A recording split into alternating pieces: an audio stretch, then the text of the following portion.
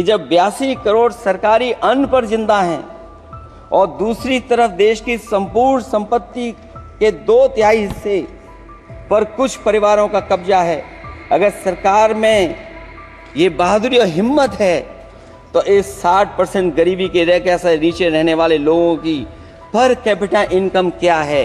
अध्यक्ष महोदय, आज मैं देखता हूं कि विपक्ष के कई नेता संविधान की प्रति अपनी जेब में रखकर घूमते हैं। असल में उन्होंने बचपन से ही यही सीखा है। उन्होंने पीढ़ियों से अपने परिवार में संविधान को जेब में ही रखे देखा। आज अध्यक्ष जी, सीमाओं की रक्षा करना संप्रभु का प्रथम कर्तव्य है। और अध्यक्ष महोदय, जिस देश की सीमाओं की सुरक्षा में जहां पर समय समय पर सेंध लगती हो, और हमारे माननीय मंत्री जी बेहतर जानते होंगे कि कई जगह पर हमारी सीमाएं सिकुड़ रही हैं। हमारे संसदीय मंत्री राज्य अरुणाचल प्रदेश में चीन के बिल्कुल बगल में रहते हैं। अध्यक्ष महोदय ये जानते होंगे कि हमारे पड़ोस में कितने गांव बस गए हैं, न जाने कितना वहां पर गांव की तरह घर बसा दिए गए हैं। लद्दाख की तरफ अभी दोनों देशों की सेनाएं पीछे हटी हैं।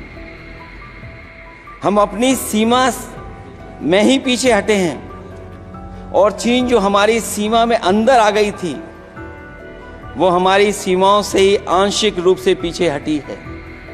और अध्यक्ष महोदय, उस सीमा के पास एक रिजांगला मेमोरियल बना था। हमारे सरकार के लोग ये जानते होंगे कि जिस समय ये बात उठी लद्दाख को लेकर के, उस रिजांगला के मेमोरियल को तोड़ दिया गया।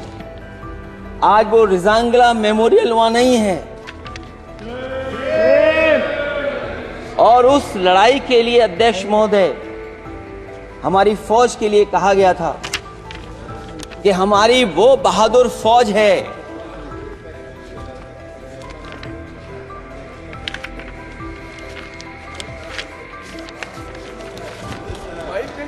अध्यक्ष महोदय, यही तो फर्क है। कहां पर था, कहां पर बना अब। और अध्यक्ष महोदय, मैं सरकार को बताना चाहता हूं, अध्यक्ष जी, मंत्री जानते होंगे, मंत्री जी, केवल 12 किलोमीटर सड़क बनी थी और पड़ोसी देश ने क्या क्या नहीं कहा गया। और वो समय आएगा जब हमें मानसरोवर और कैलाश पर्वत पे जाने के लिए भी वो देश हमें रोकने लगेगा। तो हमारी आज 75 साल बाद सीमाएं कितनी सुरक्षित हैं? क्या लद्दाख की वो फिंगर्स जहां पर हम पहले थे, क्या हमारी फौज वहीं खड़ी है कि नहीं खड़ी है? अगर आप रिजांगला मेमोरियल जानते होंगे तो लद्दाख की वो सीमाएं जो हमारे देश के अंदर थी, क्या हमारी सीमा वहां तक है कि नहीं है? आज ये देश समाजवादी गणराज्य बने,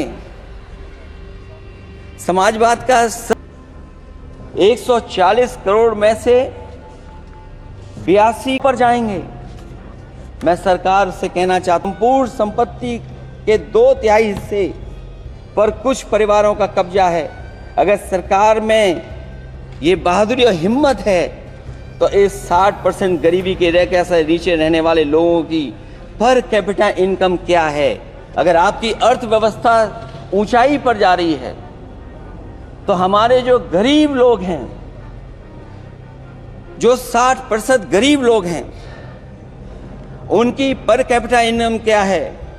और जहां समय समय पर सरकार अपने आंकड़े देती है, कम से कम ये आंकड़े भी दे दे कि गरीबी रेखा पर जो नीचे रहने वाले लोग हैं उनकी पर कैपिटा इनकम क्या है। इससे स्पष्ट हो जाएगा कि 5% लोगों की पर कैपिटा इनकम क्या है। हमारा प्रेमबली कहता है कि धर्म निरपेक्ष गणराज्य बने, राज्य की निगाह में सभी धर्म समान हैं। हमारा सेकुलरिज्म हमें रिलीजियस इक्वलिटी का रास्ता दिखाता है। यही ना अर्थ इसका है। क्या इस पर सरकार अमल कर रही है? देश के 20 करोड़ से ज्यादा अल्पसंख्यकों के, विशेषकर मुसलमानों को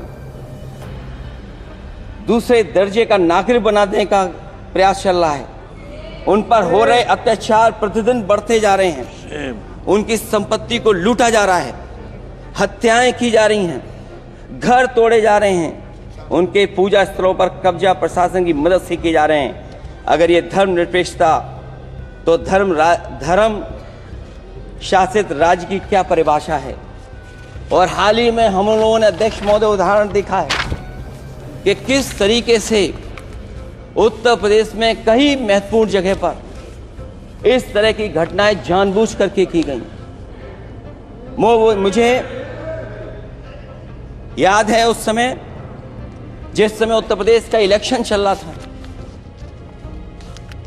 बहुत से लोगों को वोट डालने का अधिकार जिनको था, उनको अधिकार से रोका गया और जो लोग वोट डालने जा रहे थे उन्हें डराया धमकाया जा रहा था। ऐसे इंतजाम किए गए थे कि ये वोट डालने के लिए वोट बूथ तक न पहुंच पाए। वो तस्वीरें अध्यक्ष महोदय न केवल हम लोगों ने देखी, बल्कि पूरे देश और दुनिया ने देखी होंगी कि किस तरीके से उत्तर प्रदेश की सरकार के प्रशासन के इशारे पर एक पुलिस के अधिकारी ने महिलाओं को वोट से डालने से रोका और रिवॉल्वर दिखा करके कहा कि वोट डालने नहीं जाओगे। मैं उन बहादुर महिलाओं को बधाई देना चाहता हूं कि उन्होंने परवाह नहीं की और उन्होंने कहा कि इससे कुछ जान जाने वाली नहीं, अगर जान भी जाएगी तो हम वोट डाल करके आएंगे।